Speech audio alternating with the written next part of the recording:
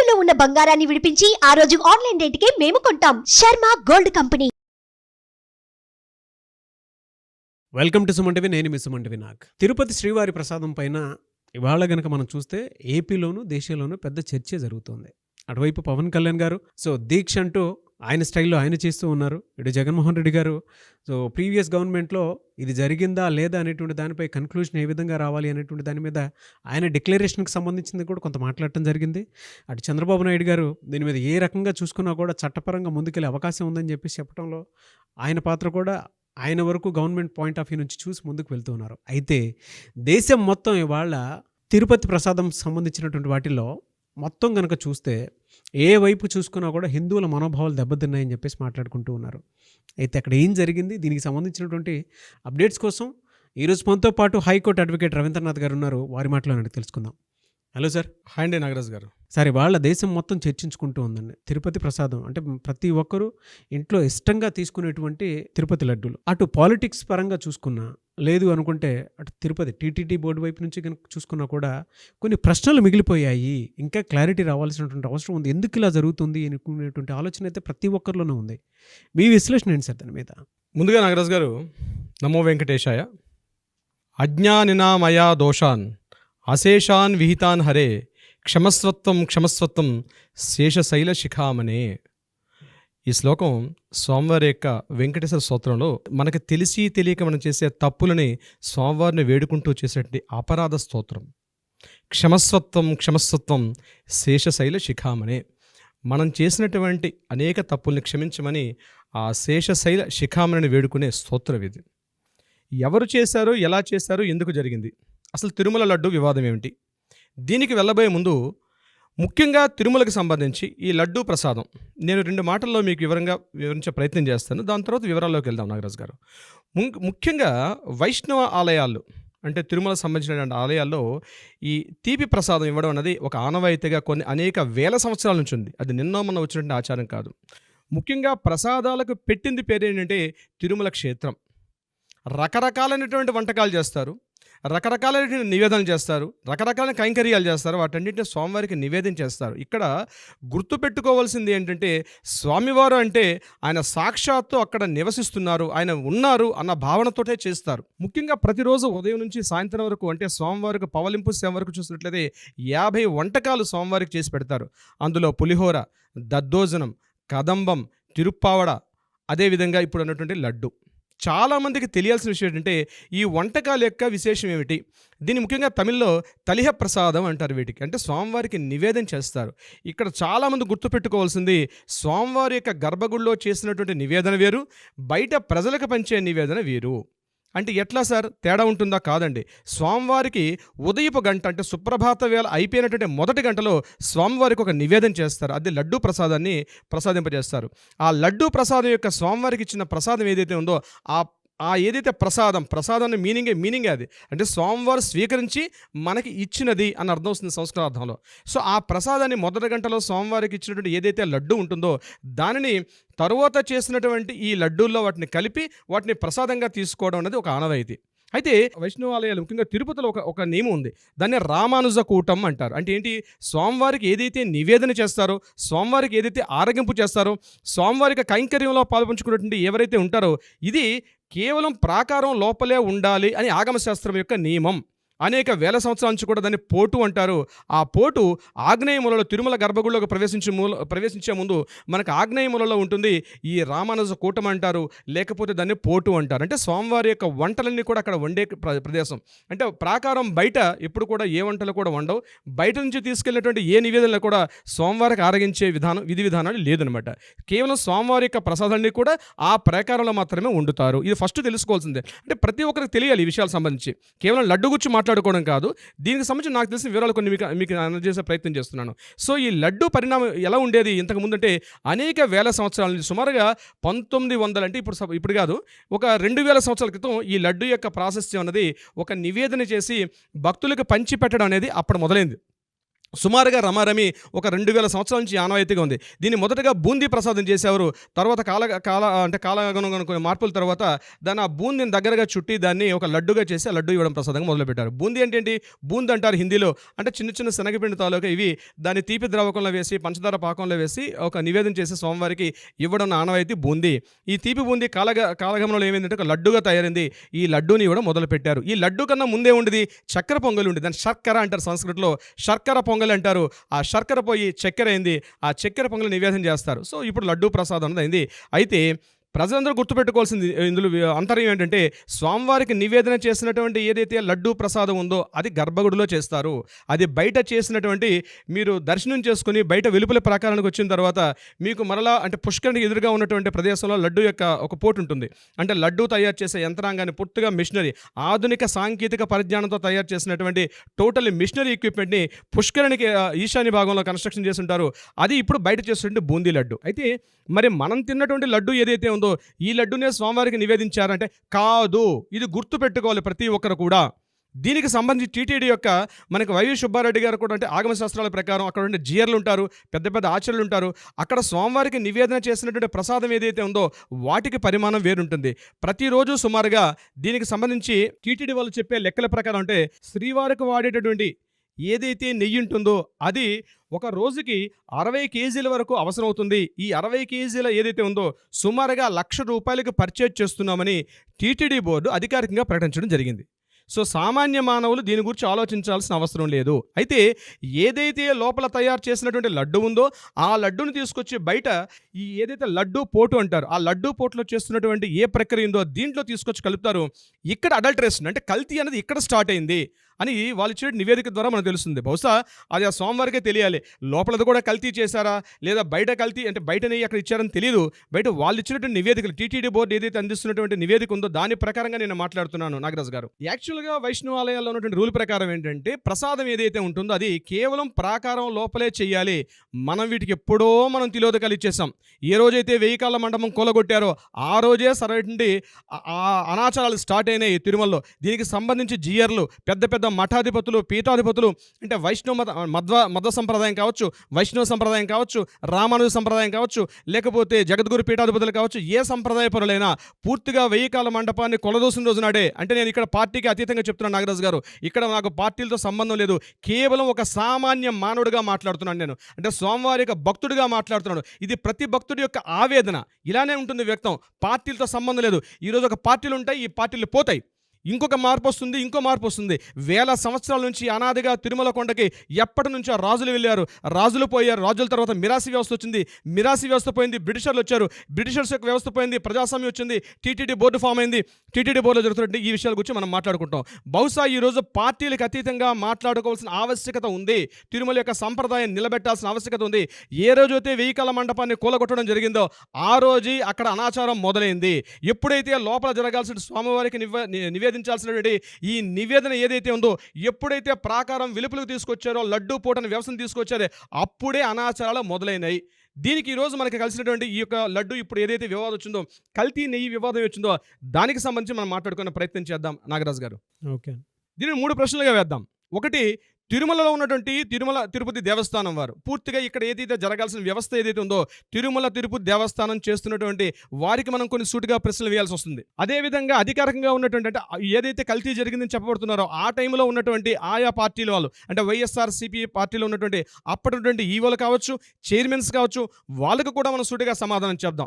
ఈ రెండే కాదు నాగరాజు గారు, 3వ పరిస్థితి కూడా ఉంది. ఈ రోజు ప్రస్తుతం పరిపాలన చేస్తున్న నాయకులు కూడా మనం సూటిగా ప్రశ్నిద్దాం. వీటిని 3 పార్ట్స్గా డివైడ్ చేసుకుంటూ మనం మాట్లాడే ప్రయత్నం చేద్దాం. ముందుగా టీటీడీ యొక్క వ్యవస్థ ఏదైతే ఉందో వీటికి కొన్ని ప్రశ్నలు సంధించే ప్రయత్నం చేస్తున్నాం నాగరాజు గారు. తిరుమల తిరుపతి దేవస్థానం చెప్తున్నటువంటి ఏదైతే దేవస్థానం ఉందో ఏదైతే స్వామివారి యొక్క నియమ నిబంధనలకు కట్టుబడి ఒక వ్యవస్థ పనిచేయాల్సిన ఆవశ్యకత ఉందో కానీ నిజంగా వాళ్ళ పని చేస్తున్నారా చేయట్లేదా వీళ్ళకి సంబంధించి తిరుమల ఇప్పుడు జరుగుతున్న మార్పులకి ఇప్పుడు జరుగుతున్నటువంటి సంఘటనకు సంబంధించి తిరుమల తిరుపతి దేవస్థానానికి సూటిగా కొన్ని ప్రశ్నలు వేసే ప్రయత్నం చేస్తున్నాం నాగరాజు గారు. అందులో మొదటగా ఏంటంటే ఏదైతే బీఫ్ ఇందులో కలిసింది, ఇందులో ఏదైతే ఫ్యాట్ కంటెంట్ ఉందో అది కేవలం వెజిటబుల్ ఫ్యాట్ కాదు, యానిమల్ ఫ్యాట్ ఇందులో కలిసిందని చెప్పినప్పుడు అందులో బీఫ్, చేప, పంది కొవ్వు ఇలాంటివన్నీ కలిసింది చెప్పడం ఇది కరెక్ట్గా పబ్లిక్ని అంటే ప్రజల్ని తప్పుదో పట్టించడం కరెక్ట్గా కాదనే విషయంలో నేను కొన్ని ప్రశ్నలు సంధిస్తున్నాను. ఇందులో మొట్టమొదటి ప్రశ్న, ఈ ఏఆర్ డైరీ ఏఆర్ డైరీ అని ఏదైతే ఉందో వీళ్ళు 10 ట్యాంకర్లు పంపించారు. ఫస్ట్ క్వశ్చన్ నెంబర్ 1 నాగరాజు గారు 10 ట్యాంకర్లని పంపించారు. అందులో 6 ట్యాంకర్లు ఆల్రెడీ యూజ్ చేశారు. 4 ట్యాంకర్లు అనుమానాస్పదంగా ఉన్నాయని చెప్పి ఈ 4 ట్యాంకర్లను కూడా వీటికి చెకింగ్ పంపించారు. అంటే చెక్ చేయడం కోసం పంపించారు. ఇక్కడ టీటీడీ బోర్డుకి నేను సూటిగా ఇస్తున్న ప్రశ్న ఏంటంటే ఈ 10 ట్యాంకర్లు ఏవైతే ఉన్నాయో ఇందులో 6 ట్యాంకర్లు ఈ 6 ట్యాంకర్లు యూజ్ చేశారు. అంటే మీరు నిర్ణయించుకున్నారా ఈ 6 ట్యాంకర్లో కూడా సరైనటువంటి కల్తీ లేనటువంటి నెయ్యి అని చెప్పి మీరు డిసైడ్ చేశారా? కేవలం ఈ 4 ట్యాంకర్స్లోని మాత్రమే కల్తీ జరిగింది మీరు ఎక్స్పెక్ట్ చేసి దాని తగ్గట్టుగా వీరిని పంపించారా? ఒకవేళ ఆ 6 ట్యాంకర్లు కల్తీవైతే ఈరోజు మీరు సూటిగా ప్రజలకు సమాధానం చెప్పాల్సిన అవసరం ఏముందంటే అవి 6 ట్యాంకర్లు మేము ఏదైతే ప్రజలు తీసుకున్నటువంటి ప్రసాదం అందులో కల్తీ జరగలేదు అని మీరు సమాధానం చెప్పాల్సిన ఆవశ్యకత ఉంది. రెండవది, లేదా 6 ట్యాంకర్లు కూడా పూర్తిగా కల్తీ అనే విషయం ఉంటే దానికి మీరు క్షమాపణ చెప్పాల్సిన ఆవశ్యకత ఉంది. ఈ 4 ట్యాంకర్లు కూడాతో పాటు 6 ట్యాంకర్లు కల్తీయా కాదా అని చెప్పాల్సిన ప్రశ్న తిరుమల తిరుపతి దేవస్థానంగా పనిచేస్తున్నట్టు ఈవో శ్యామలరావు గారు బహిరంగ ప్రకటన చేయాల్సిన ఆవశ్యకత అయితే ఉంది. నెంబర్ 2 క్వశ్చన్, జూలై 2న మీ రిపోర్ట్ వచ్చింది. మీకు జూలై 2 అంటే 2వ తారీఖు నాడు జూలై 2, 2024 నాడు మీకు రిపోర్ట్ వచ్చింది ఇందులో యానిమల్ ఫ్యాట్ కలిసి ఉందని. కానీ 23వ తారీఖు నాడు ఈవో గారు ఒక ప్రెస్ మీట్ పెట్టి ఏం చెప్పారంటే ఇందులో వెజిటబుల్ ఫ్యాట్ మాత్రమే కలిసి ఉంది అని ఒక మాట చెప్పి యానిమల్ ఫ్యాట్ గురించి ఆ యొక్క ప్రెస్ మీట్లో ఎక్కడ కూడా మాట్లాడడం జరగలేదు. అంటే ఇక్కడ మీడియా ప్రశ్నించారు, అంటే అందులో యానిమల్ ఫ్యాట్ ఉందా లేదా అంటే నేను ఇంకా పూర్తిగా రిపోర్ట్ని ఇంకా నేను పూర్తిగా చదవలేదు, నేను కేవలం వెజిటబుల్ ఫ్యాట్ మాత్రమే ఉందని అని తెలుసుకున్నాను, యానిమల్ ఫ్యాట్ గురించి పూర్తిగా స్టడీ చేసి పూర్తిగా చదువుకొని అప్పుడు మరలా మీ ముందుకు ప్రెస్ మీట్కి వస్తానని చెప్పడం జరిగింది ఈవో శ్యామలరావు గారు. నేను వారికి సూటిగా ప్రశ్నిస్తుంది ఏంటంటే మీరు ఆ రిపోర్ట్ యొక్క పేజ్ చదివేటప్పుడు వెజిటబుల్ ఫ్యాట్ అని ఎక్కడైతే ఉందో దాని పక్కనే యానిమల్ ఫ్యాట్ అని కూడా ఉండి ఉంటుంది. మీరు దాన్ని కావాలని మభ్యపెట్టారా లేదా నిజంగానే మీరు చూడలేదా? ఆ ప్రశ్న కూడా ఒక ఈవోగా అంటే ఒక ఎగ్జిక్యూటివ్ ఆఫీసర్గా ఉన్న స్థాయిలో మీరు ప్రజలకు సమాధానం చెప్పాల్సిన ఆవశ్యకత ఉంది ఒక టీటీడీ ఈవో గారిగా. 3వ ప్రశ్న, మైసూర్ CFTRI అంటే కేంద్ర ఆహార సాంకేతిక పరిశోధనా సంస్థ, ఆ సంస్థలో ఉన్నటువంటి సభ్యులు టీటీడీ వరకు ట్రైనింగ్ ఇస్తున్నామని ఈవో గారు చెప్పడం జరిగింది. అంటే మీరు ఏదైతే కలెక్ట్ చేస్తున్న ప్రతి ట్యాంకర్ని మీరు టెస్ట్ చేసుకునే అవసరం లేదా? శిక్షణ పొందినటువంటి ఎవరైతే మీ సిబ్బంది వాటిని చెక్ చేస్తున్నారా లేకపోతే చెక్ చేయకుండా డైరెక్ట్గా మీరు యూజ్ చేసే ప్రయత్నం చేస్తున్నారా? అది కూడా చెప్పాల్సిన ఆవశ్యకత ఉంది. ఇంకొకటి, మీరు ఏదైతే లేవనెత్తిన ప్రశ్న మరొకటి ఉంది. ఇది కేవలం యానిమల్ ఫ్యాట్ వెజిటబుల్ ఫ్యాట్ అని మీరు చెప్పడం జరిగింది. యాక్చువల్గా NDDB అంటే నేషనల్ డైరీ బోర్డు ఏదైతే ఉందో ఆ డైరీ బోర్డు వాళ్ళు ఒక మాట చెప్తారు, యానిమల్స్ అయితే ఏవైతే ఉన్నాయో అవి తీసుకున్నటువంటి దానా కానీ అవి తీసుకున్నటువంటి గడ్డిలో కానీ అవి తీసుకున్నటువంటి వాటర్లో కానీ కొంతవరకు ఫ్యాట్ కంటెంట్ ఉండే అవకాశం ఉంది. ఎప్పుడైతే దాన్ని బట్టి ఉంటుందో అవి రిలీజ్ చేసినటువంటి మిల్క్ ప్రోడక్ట్లో కూడా దాని కంటెంటే ఉంటుంది, అంటే కొంత ఫ్యాట్ కంటెంట్ ఉండే అవకాశం ఉంటుంది. కాబట్టి మేము పర్ఫెక్ట్గా నిర్ధారణ చేయలేమని చెప్పి నేషనల్ డైరీ బోర్డు కూడా చెప్పడం జరిగింది. మరి వాళ్ళ డైరీ బోర్డు అలా చెప్పేటప్పుడు మీరు ఏ ప్రామాణికత తీసుకొని మీరు దీనిలో వెజిటబుల్ ఫ్యాట్సే కాదు దీనిలో యానిమల్ ఫ్యాట్ ఉందని మీరు ఏ రకంగా చెప్పడం జరిగింది? ఈ సమాధానం కూడా తిరుమల తిరుపతి దేవస్థానం వాళ్ళు చెప్పాల్సిన ఆవశ్యకత అయితే ఉంది. ఇక తర్వాత ప్రశ్న నాగరాజు గారు, తిరుమల తిరుపతి దేవస్థానం గురించి మనం వేస్తున్నటువంటి ఈవో గారికి సూటి ప్రశ్న, జూలై 12వ తేదీ నుంచి ఈ ఏఆర్ డైరీకి కాంట్రాక్ట్ ఇవ్వడం జరిగింది మిల్క్ సప్లై చేసే విషయంలో, నెయ్యి సప్లై చేసే విషయంలో. అయితే మీరు అధికారికంగా చెప్పగలరా జూలై 12 ముందు వరకు ఉన్నటువంటి ఏదైతే మనం నెయ్యి వాడామో ఆ నెయ్యి మాత్రం ఎటువంటి యానిమల్ ఫ్యాట్ లేదు, ఓన్లీ వెజిటబుల్ ఫ్యాట్ తప్ప ఏమీ లేదని మీరు ఖరాఖండిగా చెప్పగలరా? వీలైతే దీని మీద మీరు ఒక శ్వేతపత్రాన్ని ఇవ్వాలి, ఒక ప్రామాణిక పత్రాన్ని ప్రజలకు చెప్పాల్సిన ఆవశ్యకత ఉంది. ఒకవేళ జూన్ 12వ తారీఖు నాడు ఏదైతే స్టార్ట్ చేశారో ఏఆర్ డైరీ వాళ్ళు మీకు సప్లై చేస్తున్న నెయ్యి ఏదైతే ఉందో జూలైలో వాటిని పసిగట్టడం జరిగింది. అంటే జూన్ 12 నుంచి జూలై ఏదైతే రిపోర్ట్ వచ్చిందో ఆ మధ్యలో మీకు ఎప్పుడైతే డౌట్ వచ్చిందో మీరు ఎందుకు సస్పెక్ట్ చేసి వాటిని ఎందుకు ఆపలేకపోయారు? లేదా అప్పటి వరకు మీరు ఏదైతే మీరు తీసుకున్నారో అప్పటి మీరు ఏదైతే సస్పెక్ట్ చేశారో అప్పటి వరకు ఉన్నటువంటి నెయ్యి ఒరిజినల్, తర్వాత మేము సస్పెక్ట్ చేసింది కరెక్ట్ కాదని చెప్పి మీరు ప్రజలకు సమాధానం చెప్పాల్సిన ఆవశ్యకత అయితే ఉంది. డెఫినెట్గా వీటి మీద ఇప్పుడు నేను చేసినది సంధించాను ఈ ప్రశ్నలు, దీని మీద ఇది నా మనోవేదన కాదు, ప్రతి సామాన్యుడు ప్రతి శ్రీవారి యొక్క భక్తుడి యొక్క కనీస ఆవేదన. ఇక రెండవది ముఖ్యంగా నాగరాజు గారు, ఏదైతే ఆ టైంలో ఉన్నటువంటి వైఎస్ఆర్సీపీ పార్టీ పనిచేస్తున్న సమయంలో ఉన్నటువంటి ఈఓస్కి అండ్ చైర్మన్స్కి నేను సూటిగా కొన్ని ప్రశ్నలు వేసే ప్రయత్నం చేస్తున్నాను. ఇది సామాన్యుడి యొక్క ఆవేదన, వాళ్ళ తరపున నేను మాట్లాడుతున్నాను. నాగరాజు గారు, ఓపెన్ మార్కెట్లో ఇంత స్థాయిలో మీరు ఏదైతే ఒక కిలో 360 రూపాయలకి తీసుకుంటున్నారో పర్ కేజీ, ఇది నిజంగా సాధ్యమా అని మీకు అనిపించలేదా? ఎందుకు ఈ మాట ప్రశ్న వేస్తున్నంటే, మీరే చెప్పారు స్వామివారి యొక్క కైంకర్యంలో వాడినటువంటి నెయ్యి ఏదైతే ఉందో 60 కిలోల నెయ్యిని మేము ₹1,00,000 తీసుకొస్తున్నామని మీరే చెప్పారు. మరి అంత కాస్ట్ ఉన్నటువంటి నెయ్యి స్వామివారి యొక్క కైంకర్యంలో వాడుతున్నటువంటి, స్వామివారి యొక్క నివేదనలో వాడుతున్నటువంటి ఏదైతే నెయ్యి ఆ స్థాయిలో ఉండేటప్పుడు, మీరు సామాన్యులకు తయారు చేసే లడ్డూల్లో అంటే భక్తులకి మీరు వితరణ చేసే వాటిలో ఉన్నటువంటి లడ్డూల యొక్క స్థాయి మీరు ₹320 లేదా ₹360 వస్తుందని మీరు ఏ ప్రామాణికతో వాళ్ళకి ఆర్డర్ ఇవ్వడం జరిగింది? అది కూడా చెప్పాల్సిన ఆవశ్యకత ఆ కాలంలో పనిచేస్తున్న వైఎస్ఆర్సీపీ అధికారంలో ఉన్నప్పుడు పనిచేస్తున్న ఈఓస్ కానీ చైర్మన్లు కానీ చెప్పాల్సిన అవసరం ఉంది. అంటే మీకు తెలియదనా? లేక తెలిసే మీరు మసిపూసి మారేడికాయ చేశారా? అది కూడా పార్టీ వర్గీయులటువంటి ఆ కాలంలో పనిచేసినటువంటి చైర్మన్ గారు కావచ్చు, ఈఓ గారు కావచ్చు. నేను కొన్ని సూటి ప్రశ్నలు వేస్తున్నాను ఈ వేదిక ద్వారా. దీనితో పాటు ఆహారంలో నాణ్యతా ప్రమాణాలను కొలిచే ఆ యొక్క సైంటిస్టుని మనం కొన్ని ప్రశ్నలు చేసే అంటే వాళ్ళతో కూడా మనం మాట్లాడడం జరిగింది. వాళ్ళు ఏం చెప్పారంటే ఎగ్జాక్ట్లీ వీటిని డివైడ్ చేసే అవకాశం చాలా తక్కువ. వెజిటబుల్ ఫ్యాట్ కంటెంట్ ఉందా, యానిమల్ ఫ్యాట్ కంటెంట్ ఉందా, ఏదేది ఎంత స్థాయి ఉందని చెప్పడం చాలా కష్టం అని సూటిగా వాళ్ళు కూడా చెప్పడం జరిగింది. దీన్ని ప్రామాణికంగా తీసుకొని మనం మాట్లాడుకుంటే నాగరాజు గారు, ముఖ్యంగా ఆవు పాలల్లో ఎగ్జాక్ట్లీ ఎన్డీడీబీ వాళ్ళు చెప్పినటువంటి రూల్స్ ప్రకారం, అందులో నాణ్యతా ప్రమాణాల ప్రకారం ఆవు పాలల్లో కొవ్వు 4% ఉంటుంది. డైలీ సుమారుగా 15 లక్షల టన్నుల నెయ్యి కావాలి తిరుమల తిరుపతి దేవస్థానానికి. అక్కడ పనిచేసినటువంటి లడ్డు అయితేనేమి, విధి విధానాలు కొన్ని రకాల వంటకాల్లో వాడడానికి కోసం నెయ్యి సుమారుగా ప్రతిరోజు 15 లక్షల టన్నుల నెయ్యి కావాలి. అంటే వీటిని 15 లక్షల టన్నులు కావాలంటే ఎన్ని ఆవులతో కలెక్ట్ చేయాలి? సుమారుగా 6 లక్షల పైబడి లీటర్ల అవసరం అవుతుంది ఈ యొక్క నెయ్యిని కలెక్ట్ చేయడం కోసం అని చెప్పి. మరి అంత సామర్థ్యం ఉన్నటువంటి డైరీ ఉన్నట్టుగా మీరు కన్ఫర్మ్ చేసుకున్నారా? మీకు తెలుసు కదా లెక్కలు. మీరు ఆల్రెడీ టీటీడీకి ఒక ఎస్వి స్పెషల్ డైరీ ఫామే ఉంది కాబట్టి ఆల్రెడీ కొన్ని దశాబ్దాలుగా పనిచేస్తున్న ఎంతోమంది సైంటిస్టులు మీతో పాటు ఉన్నారు. మీరు అధికార లెక్కలు వేసుకోకుండా ఈ సామర్థ్యం ఉన్నటువంటి ఏఆర్ డైరీకి అంత సామర్థ్యం ఉందా లేదని మీరేమైనా కన్ఫర్మేషన్ ఎలా చేసుకున్నారు? అంటే టెండర్లో పిలిచేటప్పుడు మీరు యొక్క ప్రామాణికత పాటించారా లేదా అన్నది చెప్పడం ఆ సమయంలో పనిచేస్తున్న ఈవోలు కానీ చైర్మన్లు కానీ సమాధానం చెప్పాల్సిన అవసరం అయితే ఉంది. నెక్స్ట్ క్వశ్చన్, టెండర్లలో ప్రతిరోజు 4 లక్షల మిల్క్ని ప్రాసెస్ చేసే సామర్థ్యం కెపాసిటీ ఉన్నటువంటి ఒక డైరీ ఫామ్ వాళ్ళ దగ్గర ఉండాలి. అంటే మీరు టెండర్స్ రిలీజ్ చేసినప్పుడు మీరు కొన్ని స్టాండర్డ్స్ పెట్టుకున్నారు. ఆ స్టాండర్డ్స్ ప్రకారం డైరీలో సుమారుగా ప్రతిరోజు 4 లక్షల మిల్క్ని ప్రాసెస్ చేసే కెపాసిటీ ఉన్నటువంటి ఆ ఎక్విప్మెంట్స్, ఇన్స్ట్రుమెంట్స్ ఉండాలి. ఎగ్జాక్ట్లీ ఉన్నాయి. అటువంటి ఉన్నట్టుగా మీకు ఏఆర్ డైరీ ఫామ్కి మీరు ఏదైతే కాంట్రాక్ట్ ఇచ్చారో వాళ్ళకి నిజంగా అంత కెపాసిటీ ఉందని మీరు కన్ఫర్మ్ చేశారా? దాంతోపాటు యాక్చువల్గా ముందుగా నిర్ణయించిన రూల్ ప్రకారం ఏదైతే ప్రామాణికత ఒక్కటే కాదు, అంత కాకుండా ఏదైతే కెపాసిటీ ఉందో ఆ కెపాసిటీ అంటే మార్కెట్ సామర్థ్యానికి మించి 8 టన్నుల అంటే 8 ఇంతలు ఏదైతే అనుకుంటున్నామో మనం ప్రతిరోజు 4 లక్షల టన్నుల మిల్క్ని ప్రాసెస్ చేసే కెపాసిటీ ఒకటే కాదు, దానికి మోర్ దెన్ 8 టైమ్స్ ఉన్నటువంటి ఈక్విప్మెంట్ ఉంటేనే వాళ్ళకి ఇవ్వాలని టెండర్లలో యొక్క ఫామ్స్లో ప్రొసీడింగ్స్ ప్రకారం ఈ ప్రొక్యూర్మెంట్ చేసేటప్పుడు ఒక ఫార్మాలిటీ ఉంది.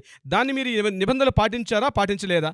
అది కూడా చైర్మన్స్ ఈరోజు చెప్పాల్సిన అవసరం ఉంది. ప్రధానంగా మరొక పాయింట్ నాగరాజు గారు, ఏదైతే మినిమం వాళ్ళ యొక్క టర్న్ ఓవరు 250 కోట్ల రూపాయల సామర్థ్యం ఉన్నటువంటి డైరీ ఫామ్కే ఇవ్వాలని చెప్పి నిబంధనలు ఉండేటప్పుడు మీరు అంటే ఈఓస్గా పనిచేస్తున్న ఆ సమయంలో ఈఓస్గా పనిచేస్తున్న వాళ్ళు 250 కోట్ల రూపాయల కెపాసిటీ నుంచి 150 కోట్ల రూపాయలకి ఎందుకు తగ్గించాల్సిన అవసరం వచ్చింది? అంటే ఏ పారామీటర్స్ తీసుకొని మీరు ఆ యొక్క డెఫినేషన్ మీరు తగ్గించారు? 150 కోట్లు ఉంటే చాలా టర్న్ ఓవర్, డెఫినెట్గా వాళ్ళకి టెండర్ని పిలిచే అవకాశాన్ని మీరు ఏ ప్రామాణికత ఇవ్వడం జరిగింది? ఇందులో భాగంగా నాగరాజు గారు, మనం తిరుమల తిరుపతి దేవస్థానానికి సుటిగా ప్రశ్నించాం. ఆ కాలంలో పనిచేసినటువంటి వైఎస్ఆర్సీపీలో పనిచేసినటువంటి ఈఓస్ కానీ చైర్మన్స్ కానీ వాళ్ళకు కూడా మనం ఒక సూటి ప్రశ్నలు వేసాం.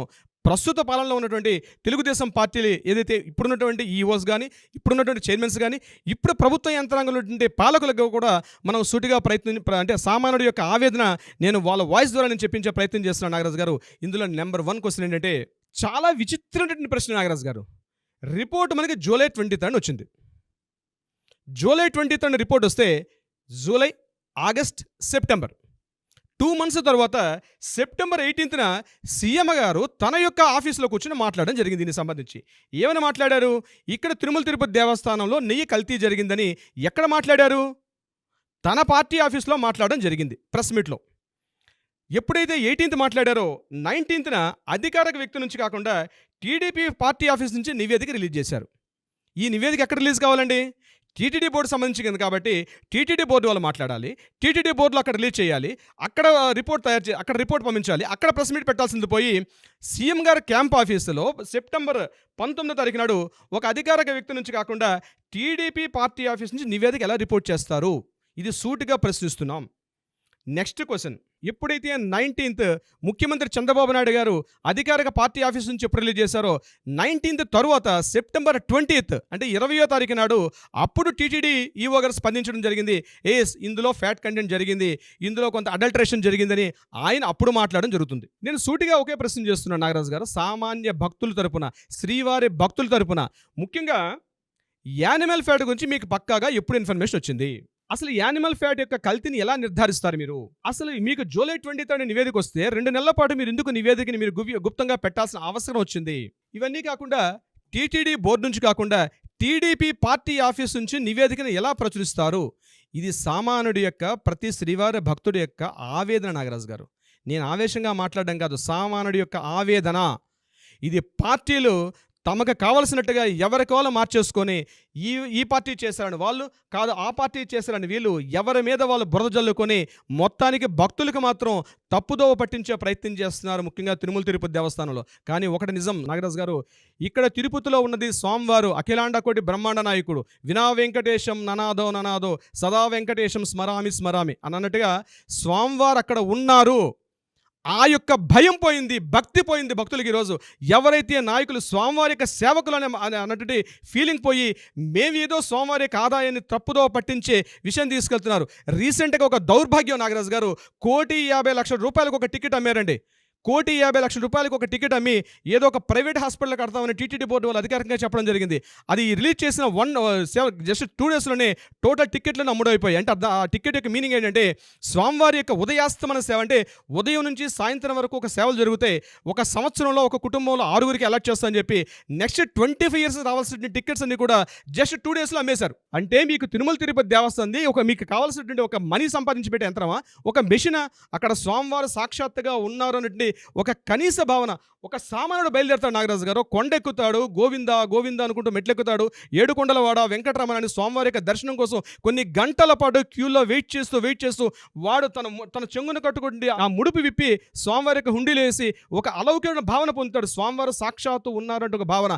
వారు వేసినటువంటి ప్రతి రూపీని ఈరోజు తిరుపతి దేవస్థానం మాట్లాడుకుంటే ఏదైతే వ్యవస్థ ఉందో భ్రష్టు పట్టి నాశనం చేసి ప్రజల్ని తప్పుదో పట్టించి ఒక కేవలం, అంటే శ్రీనివాసుడు అంటే కేవలం భోగ శ్రీనివాసుడే, కేవలం ఒక మ్యూజియంలో ఉన్నటువంటి ఒక ఏదో బొమ్మను చూసినట్టుగా వస్తున్నారు తప్పించి నిజమైన భక్తిగా తిరుపతి దేవస్థానానికి భయం లేదు, భక్తి లేదు, ఎటువంటిది లేకుండా కేవలం ఒక మిషన్ తయారు చేసే యంత్రాంగం ద్వారా మాత్రమే ప్రభుత్వాలు ఆలోచిస్తున్నాయి, వ్యవస్థలు ఆలోచిస్తున్నాయి.